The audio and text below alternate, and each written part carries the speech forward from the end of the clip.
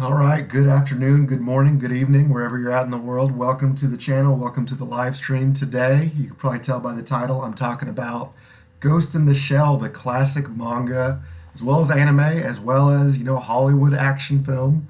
It's been everywhere. There was even a couple of paperback novels a decade or so ago that were translated in English. This is, as far as, IPs go, popular IPs, this is really top notch. And I've just been so excited about Ghost in the Shell recently because I finally got around to reading the collected edition of the original manga by Masamune Shirow.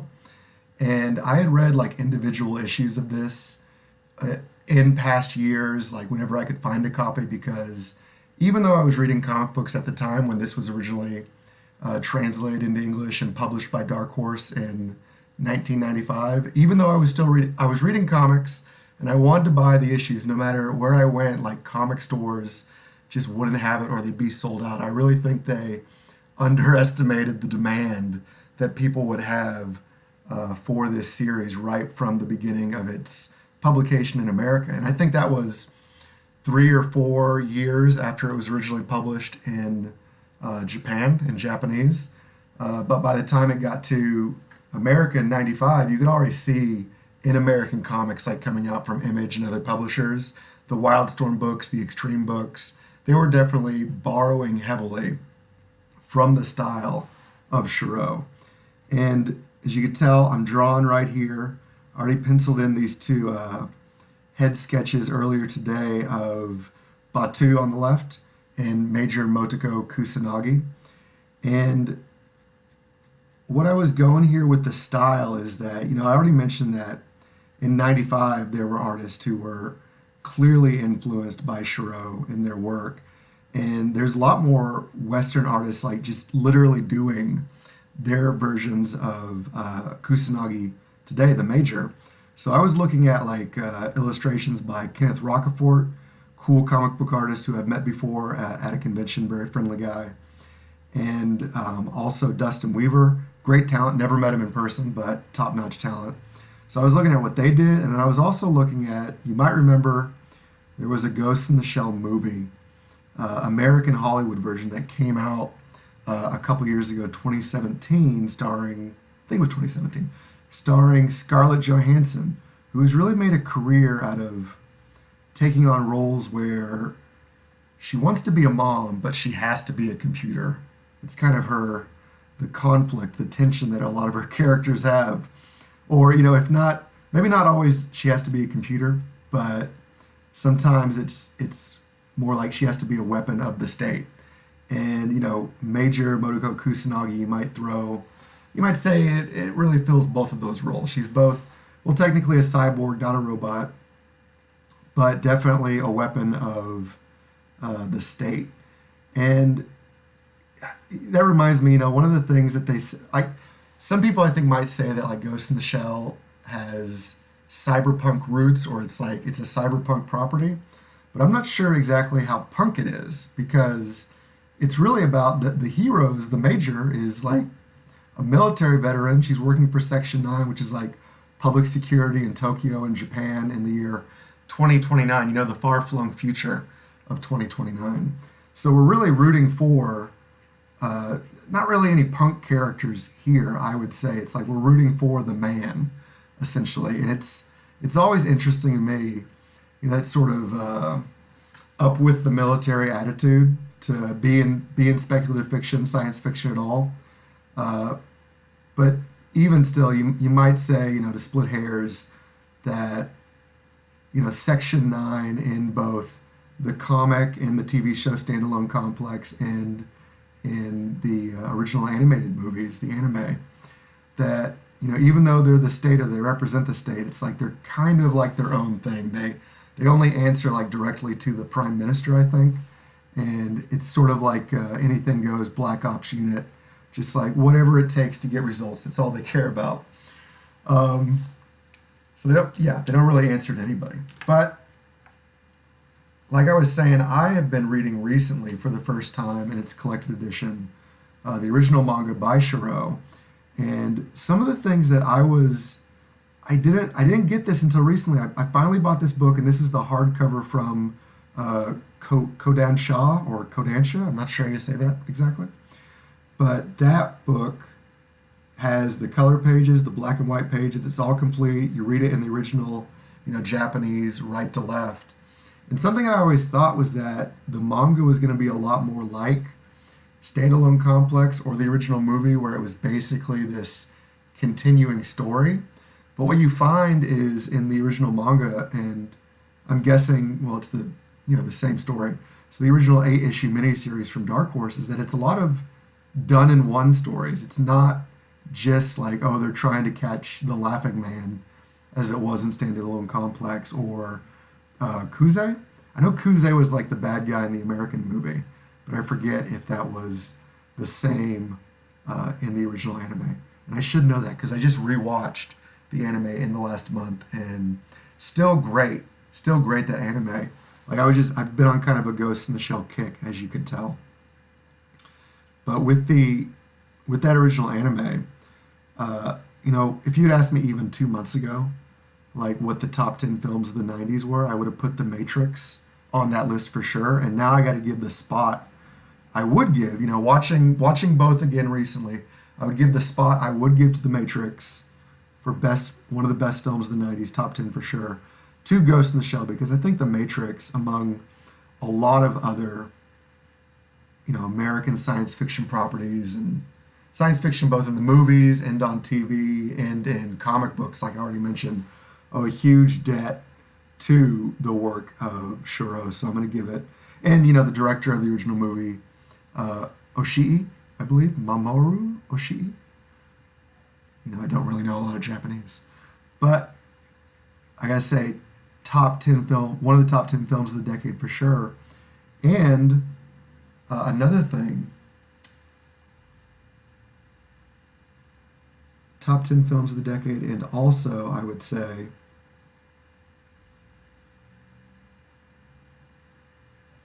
what would I say? Lost my train. It's tough. You're trying to focus on drawing hair, even though I already did the pencils. This is why I try to give myself a little leeway by doing the pencils ahead of time, so it can be a little mindless while I'm doing the art. But especially when you're doing like the facial features here, it can't be that mindless. You really gotta focus on it, or risk blowing it. And it's live too, people. Do it live.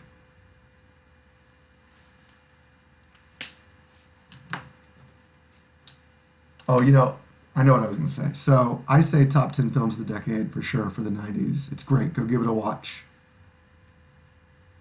But if there's people who say, I'm not convinced that Ghost in the Shell is one of the best. One of the complaints I hear is about the soundtrack, and I kind of understand that.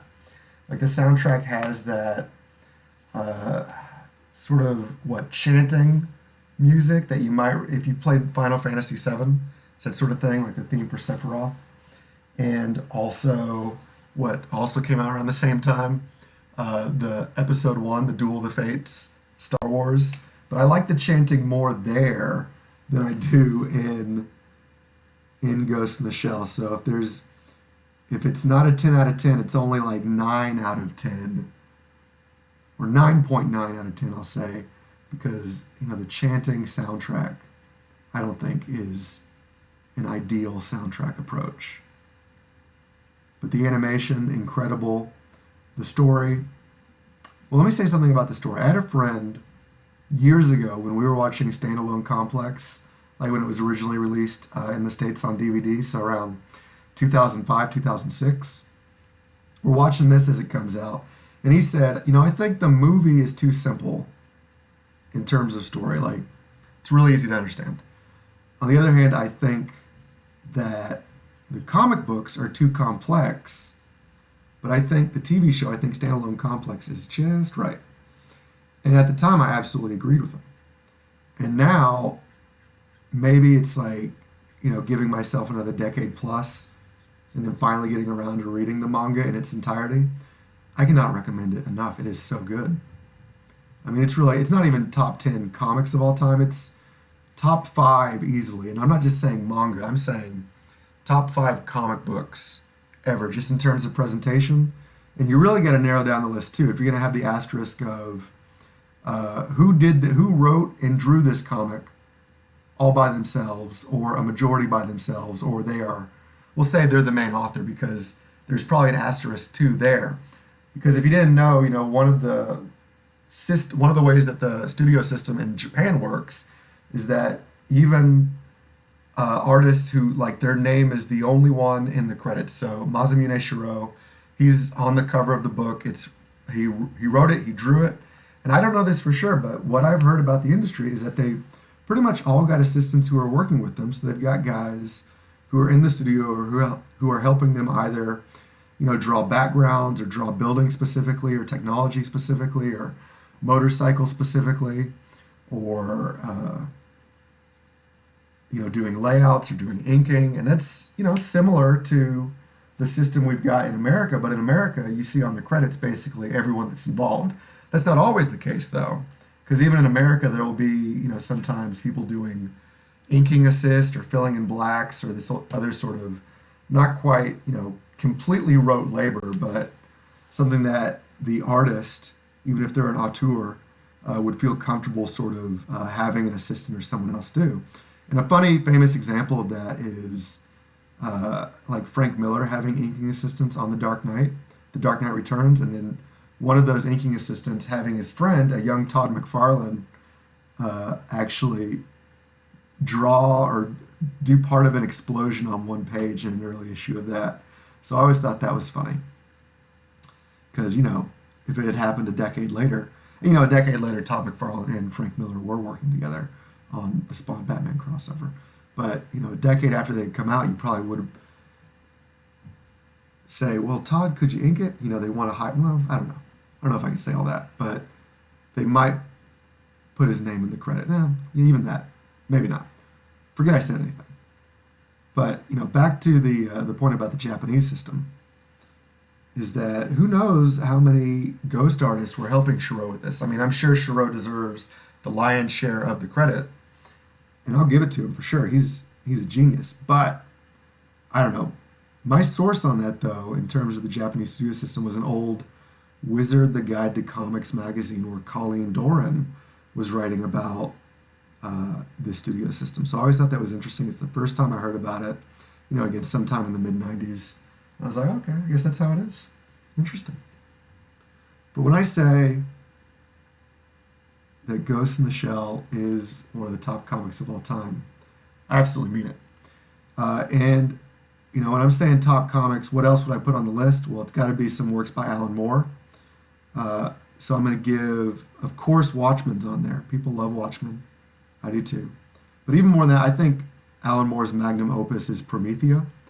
And it's a tie for me. It's up there between Promethea and Cerebus for what could contend with Ghost in the Shell for best comic ever. And let me know in the comments or in the chat, if you join the chat, what you think best comics ever are, because that's probably my Mount Everest would be like those three, and then Promethea, Cerebus, Ghost in the Shell, and I want to say off the top of my head, work by Alex Toth, maybe those adventure comic short stories featuring the Black Canary.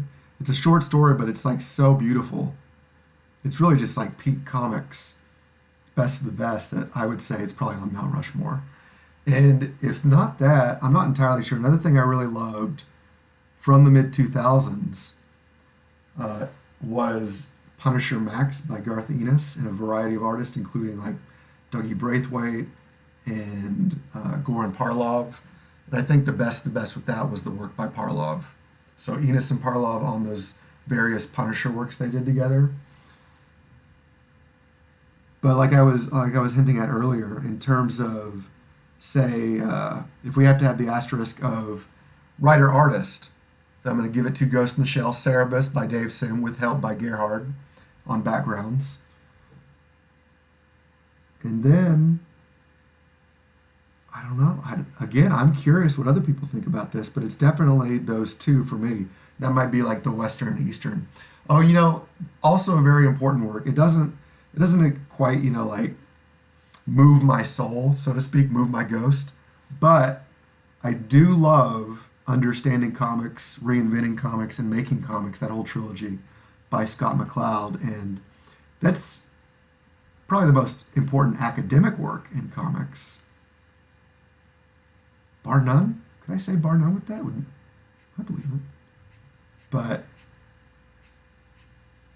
it's not the same as like a fictional narrative like sci-fi or the sort of early barbarian and then religious fiction stuff that Cerebus got into, and the sort of explanation of reality of Promethea and all that. That's a lot more inspiring in a different way, and I think you get the difference. But speaking of the title Ghost in the Shell, and I think if you've seen the movie or read the book or even a little bit about it, I think it's like a stand-in. The Ghost in the Shell is like the spirit in the body, and I always thought I don't know, it's like Ghost in the Shell is a pretty good title, and I don't want to say let's mess with perfection, but on the other hand, I would say maybe spirit in the shell, soul in the shell. It may have been like a more honest translation if that was what they had originally went with in English. But I don't know. I'm sure Shirow had some say in that. And it might have even have been like that was the technical title in Japan, like Ghost. But I think even there, like Ghost, when you say it, there's a different sort of connotation to that word. It really is closer, I believe, to spirit. I think spirit would be... So, spirit in the shell, spirit in the carapace. I don't know. But we don't have to change the title just for the sake of changing it. Now, the last thing I want to do is claim that this is a perfect movie likeness that I'm doing right here. But you can tell, you can compare like the illustration here to this sort of side view of a Shirow type anime girl. And this is certainly less anime. And what I was really going for, like I said, I was drawing from versions of the Major that were done by artists like Dustin Weaver and Kenneth Rocafort, but I was also looking at photos of Scarlett Johansson. So again, I wouldn't say this is a perfect likeness or even really all that close of a likeness, but it is, to me, it's got that more of, the Western American comic sort of style to it.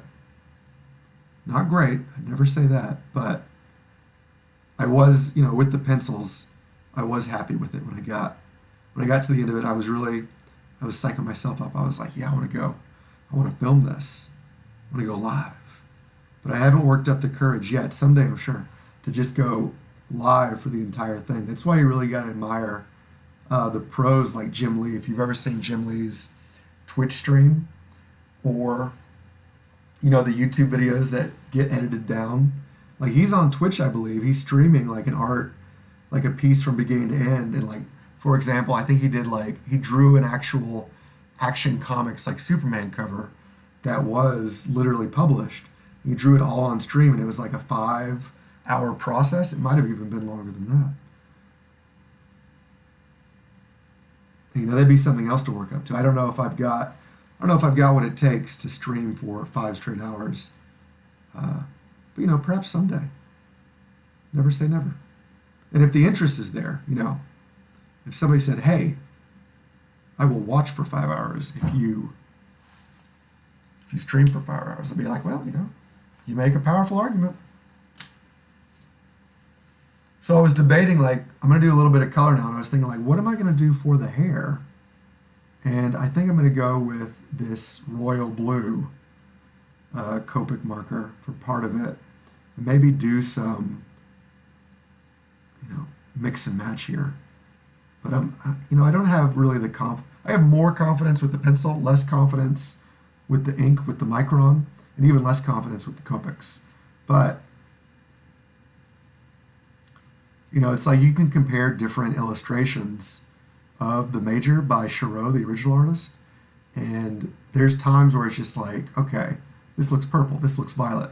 There's times where it's just like solid black, raven hair, and there's times where it's more like this, the royal or navy blue. And the same with the eyes. Like there's illustrations where the eyes are just like a hot pink. There's more often in the color pieces, in the original work that I was looking at, it was this sort of hazel that I went with. So I decided, okay, I think that's a good choice. But I also, you know, part of my interpretation of that is that Shirow gives himself, he's just like, whatever feels right. And he certainly, you know, he did 3 different series of Ghost in the Shell. I haven't technically finished this first volume yet. I've got 2 more chapters to read. And I've just been kind of spacing it out because I've been enjoying it so much. But after that, there is the sequel, Ghost in the Shell 2. And there is, I guess, the prequel to that sequel. I think that was the order. I think they went 1, 2, and then 1.5. Otherwise, it probably would have been like just 1, 2, 3, right? But I think that was definitely the original English release order, and I think it was the same in Japan. And there's links for that in the description. If you're interested in buying your own copies, I've got affiliate links if you are so inclined to check that out.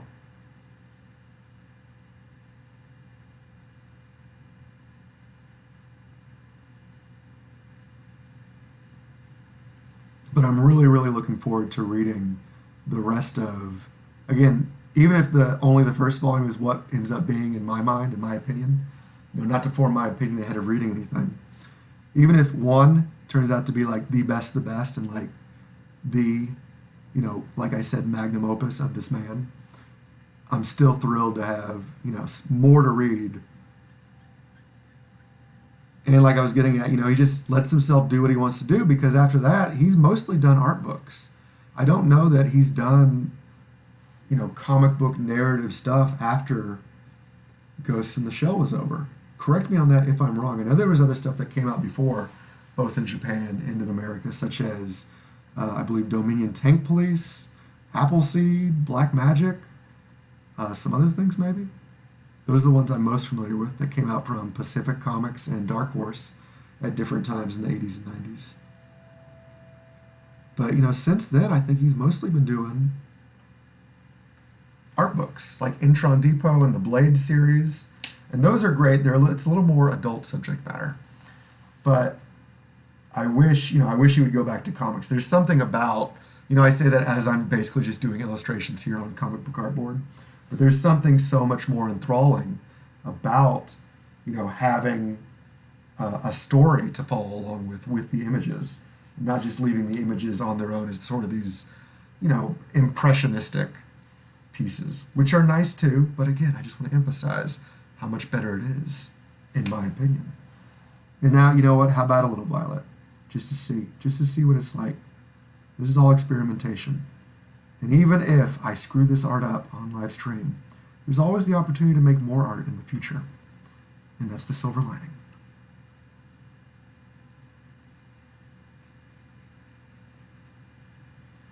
This is probably the most punk aspect, the different color hair, because again, in terms of cyberpunk, I don't know, is that like a betrayal of the genre?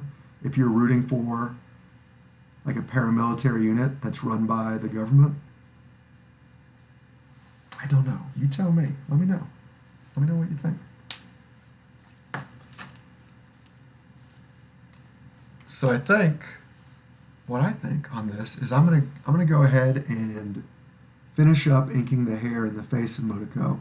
I'm not sure. If there is interest live, I will go ahead and ink Batu as well. But I might just stick with the Major for today and come back to this later.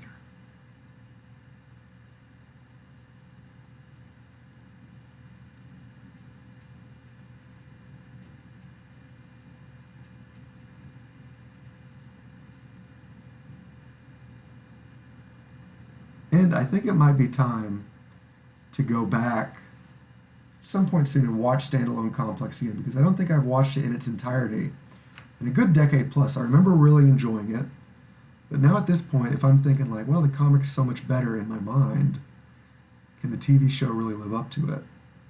And I'll tell you what, I'm right out on. There's apparently a new Netflix series coming, and there was a trailer for that recently, but this has got this sort of CGI look to it that just does not appeal to me. So unfortunately, you know, I was about to say I'm going to pass on it, but I don't know. I might end up watching it. I can't say for sure at this point.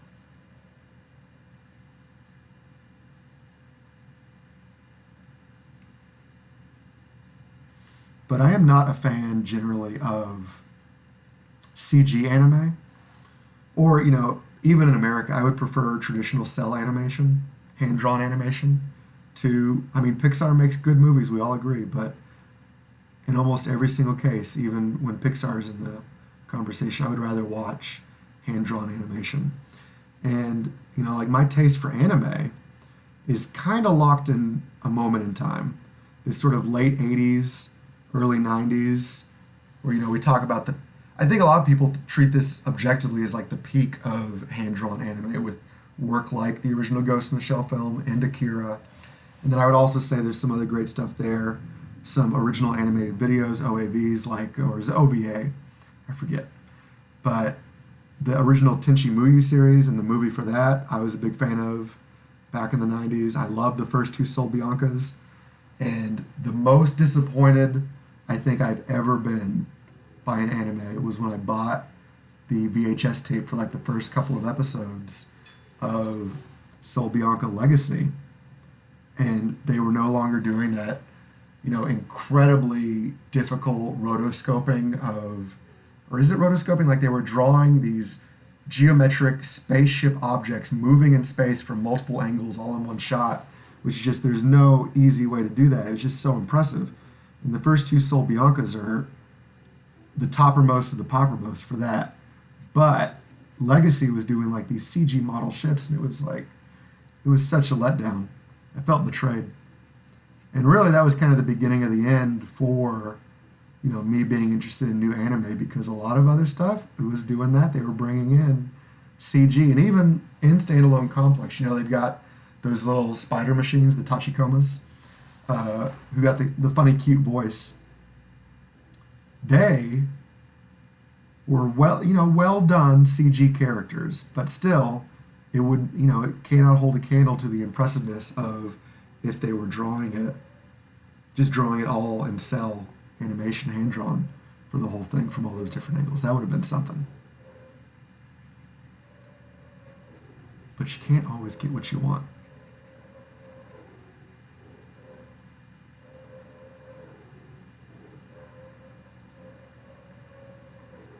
I don't know if you are hearing that background noise, but that is, I don't even know what that sound is. Sounds like it's coming from outside. Very strange. It sounds like there's an elephant outside. So I will address the elephant outside of the room. I had to do it.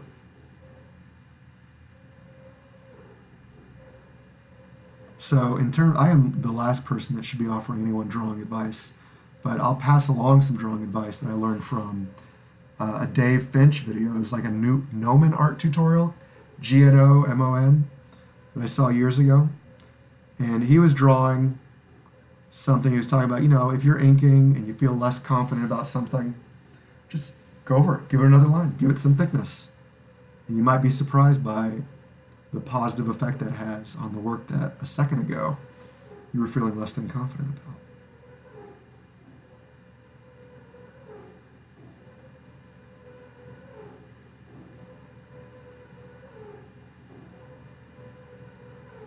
Okay, now it sounds like there's construction or something. Frankly, I'm taking this a little personally.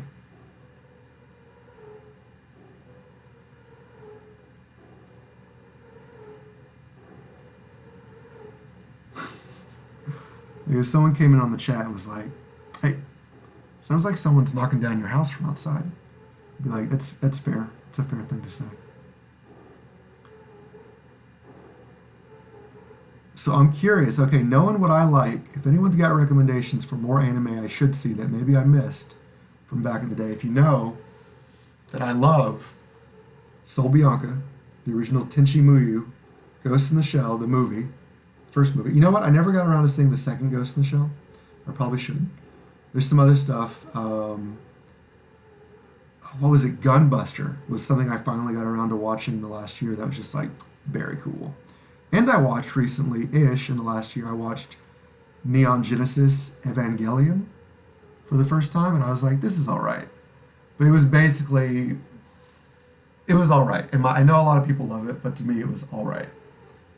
Sometimes it has to hit you at the right time in your life, and I think that time had already passed for me by the time I got around to seeing it. And, you know, for example, like I watched the original Tenchi videos, like those VHSs, a lot of them, not the whole series, but I saw those for the first time in like 4th grade. So that's when, you know, that's when that's when you can catch a fan for sure. So seeing that in 4th grade, I was like, okay, I'm a fan for life. Although again, you know, with that, they eventually did so many spin-off series that weren't quite at the same level of quality, in my opinion, that I ended up passing on most of them. You know, so the sound, whether or not you hear it, it's like almost to me a personal challenge to outweight it. Say that, it stops, then it goes, then it stops. What a mess.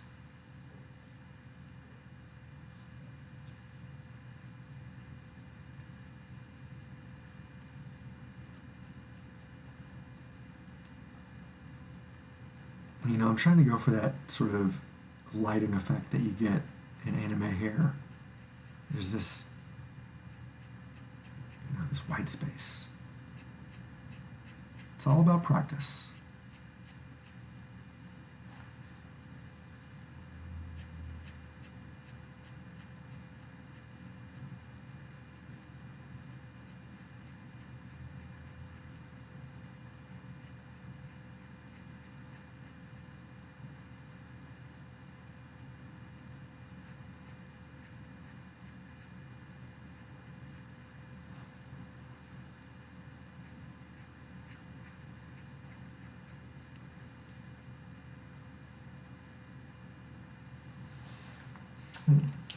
So I think I'm going to go back to the royal blue on this.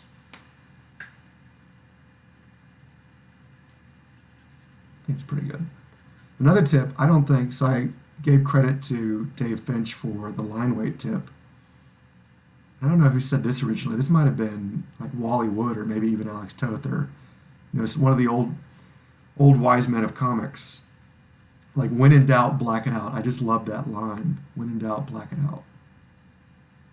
And it's something I put into practice, for sure. So, talking a bit about the Western version of the Ghost in the Shell movie, the one with Scarlett Johansson, I did not hate it. And actually, I have a copy, so I could watch it anytime I want, but it's not that often.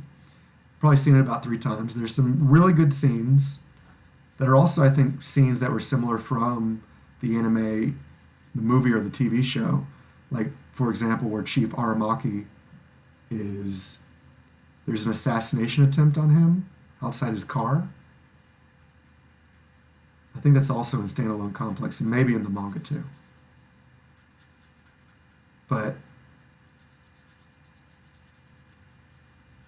like I said, there's some good stuff, and then on the whole, it's kind of dull. I do think they had some amazing casting, like the guy, who I don't think was American, but who played Batu. I think a European actor, and I know I will butcher his pronunciation, so I won't even try. He was inspired casting choice, for sure. And I think Togusa was a good choice. I think Aramaki was a good choice. I really think the weakest casting choice, and she's not even bad, was Scarlett Johansson. And I think at the time, you know, in my opinion, if I can say my opinion, I think that a better choice, there's a couple better choices. Maybe objectively the best, like coming off her role in Mission Impossible Rogue Nation, Rebecca Ferguson probably would have been a great Major. She has this sort of, she exudes strength, you know? So I think that would have worked. But then I also have a soft spot.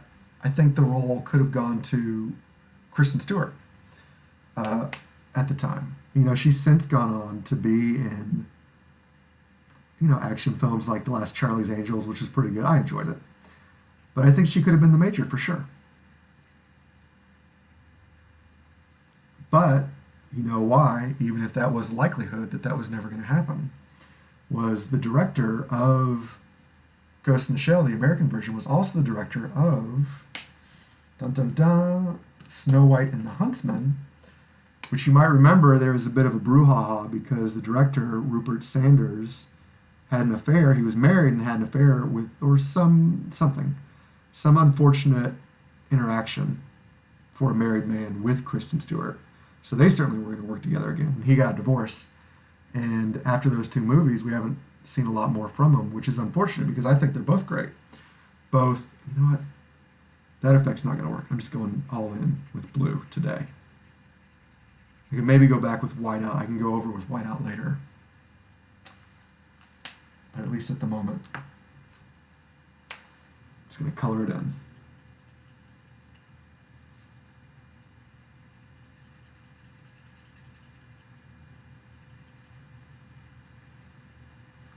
So Kristen Stewart, again, right out as the Major. And, you know, even with Scarlett Johansson, fine choice. I think it probably would have been better if they hadn't changed the story to be... This is actually maybe a little more cyberpunk because now it's about like a girl who's like, a bit of a punk, and he gets transplanted into this cyborg body of the Major. So they really changed the plot there from, you know, originally the Major is just, she's the Major. And, you know, I'm not so much of a purist that I say you can't change anything when you make an adaptation of an existing work. Sometimes that's fine. Sometimes it can even be better. But in this case, I don't think that was the case. I don't think it was better. I don't think it was for the benefit of the story.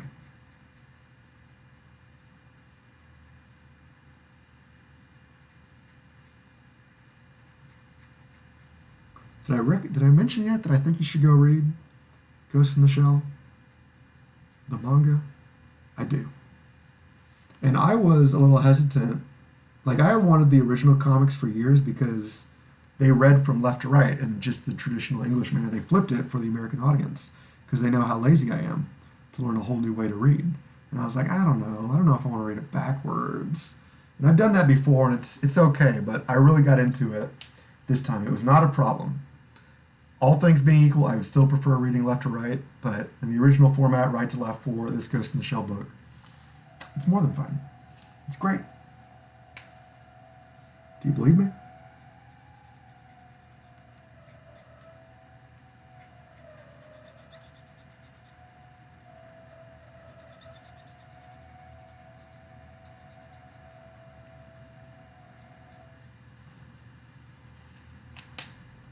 All right.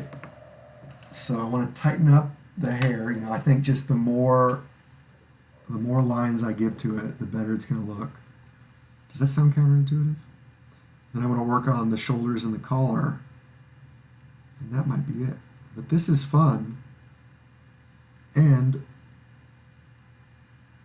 for me, it turns out it's a little therapeutic to talk about your art while you're doing it. Maybe that's why Bob Ross was doing this for so many years. I get it now. I get it.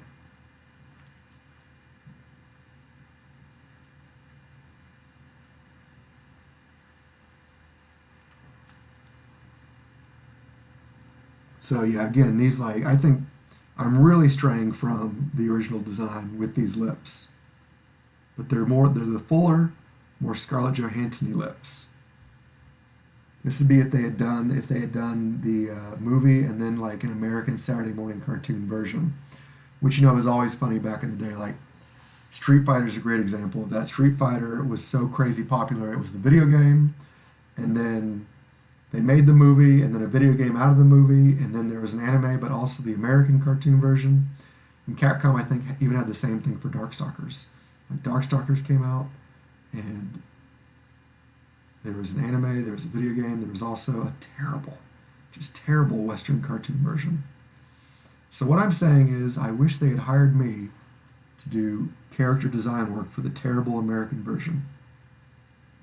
What a legacy that would be.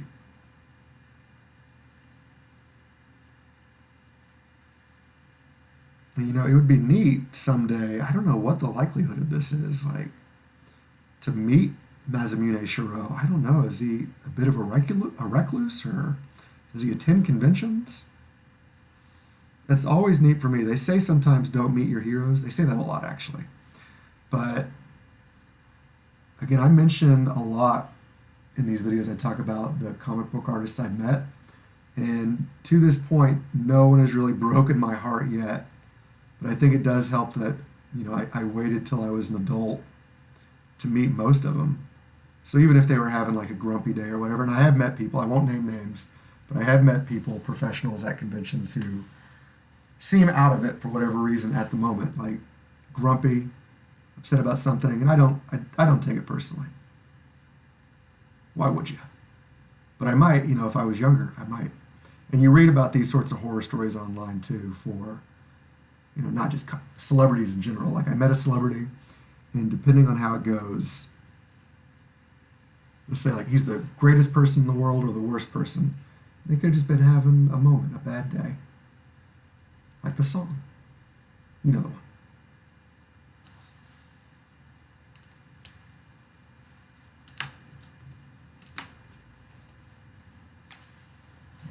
But still, it'd be cool. It'd be cool to meet Shirow, get some books signed. That's what I'm always thinking. Could you sign my books? I wonder if I think he's one of those guys that went, if not completely digital, almost completely digital. I mean, again, that's one of the things that probably is going to appeal to me more about the original Ghost in the Shell versus even the sequel. I know Ghost in the Shell 2. I've got some of the single issues that Dark Horse published. I know there's a lot more, say, like computer-generated imagery in those comics. And it's fine. It's just not my favorite. I'd much rather have, even if it's more difficult, like that's part of the appeal to me. Like just draw those buildings out, draw those Tachikoma or Fuchikoma, whatever you call them. Because like in the TV show, it's like Tachikoma for whatever reason. And in the manga, it's Fuchikoma. I don't know why. I don't know the difference. Basically the same sort of AI spider, battle armor character thing, no matter where you go. But the CGI in the sequel manga is like, that might, as I'm reading it, I'm anticipating that might take away from it compared to the completely analog, old school, original Ghost in the Shell.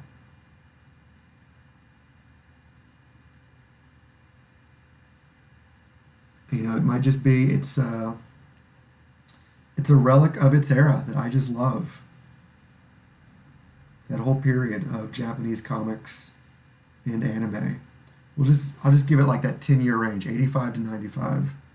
I think everything I love came out in that window. If Soul Bianca 2 came out in that window, then yes. That may have been a year or two afterwards.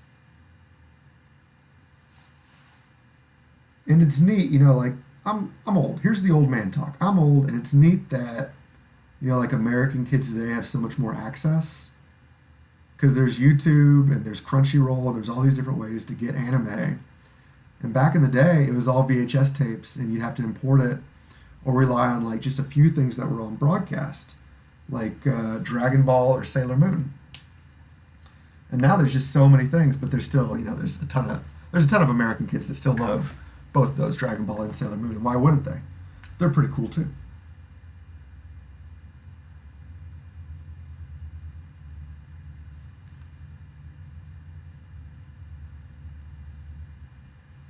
But it's neat that there's so many more options besides that. The only drawback, I think, and they don't think this, I talk to younger people that are really into animes that I can't even name. I don't even know what they are. But they're into it, and more power to them. It's just the stuff I love is all stuck in the past. And I don't know if I've made this point on the stream before. Like I'm at the stage in my life where I buy some new stuff, but most of the comics I buy are literally like double or triple copies of things I already own. Because it's just like, why not? I love it. Why not get it again? And that can be like if it comes out in a new format, for example, like Ghost in the Shell. I've got some of the single issues, and I finally bought, like a collection, a trade. And they could get me again if they did like an Ultimate Master Complete spelled COMPLEAT, complete edition of Ghost in the Shell with like tip-in plates and signed sketches included and all that stuff. I'd be like remarked bookends or end papers. I'd be like, yes, I'll take 2, please.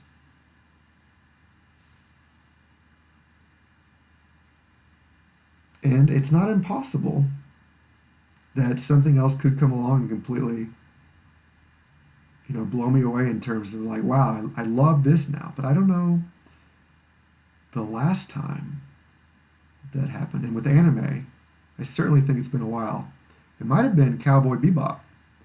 I think Cowboy Bebop, which now, even that's like 20 plus years old, close to it. That was at the time like, well, this is a breath of fresh air. This is very cool. This is great. And even I think stuff from the same people that worked on that, I forget the names, but like they did Space Dandy later on, and I watched some of that and I was like, it's okay. It's okay. It's no Cowboy Bebop. So that might have been the last one that I was like super into and had like the whole set and the movie and everything. And it was nice that they like knew when to quit, knew when to stop on that one. Well, I guess that's also one that's getting an American adaptation. They're doing like a live action version with John Cho, I want to say. Is that correct? Cowboy Bebop? And I think it's on Netflix, right? So if it's on Netflix, well, I've got Netflix. I'll check it out. But I think I've made this point before. Like when it comes to Netflix, like ever since they invented smartphones and ever since I got a smartphone, like it's hard for me to watch any TV show and not just like immediately start looking at what people are saying about the TV show on my phone while I'm watching the TV show. My attention's always split. And I think even if I were to go back to Standalone Complex, I would probably do something similar. Whereas, a comic book always has my complete attention when I'm reading it, if I'm into it, like I was with Ghost in the Shell. And a movie, definitely, and especially if I'm at the theater, that's got my attention. But a TV show, it's tough. All right, so this is the conclusion of this stream and this piece of art. I didn't finish inking Batu, but I'll probably do that off stream. This was fun. So thanks to everyone that watched either live or later on. I always appreciate anyone having any interest in what I'm working on. It's great. Leave a comment if you got any other thoughts about Ghost in the Shell, Shirow, anime in general, manga. Let me know. And if you're an artist yourself, I'm always curious what other artists on YouTube are up to. So leave a comment. You can talk about your channel too. I'll go check it out. And until next time, everyone, remember, you got to keep drawing. It's the only way to get better. So keep drawing, and I'll see everyone when I see you again.